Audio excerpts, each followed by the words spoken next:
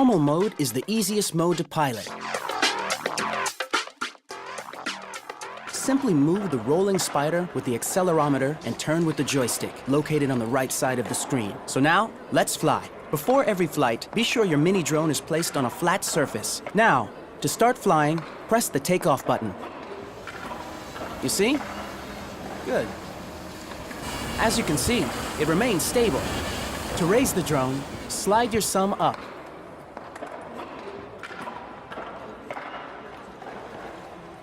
Or down on the joystick located on the left side of the screen. To rotate the rolling spider, slide your left thumb to the right or to the left.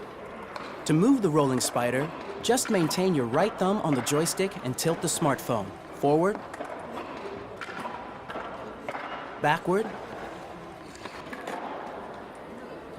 left, and right. It's very simple and very intuitive. To land, make sure the drone is above a flat surface, then press the landing button.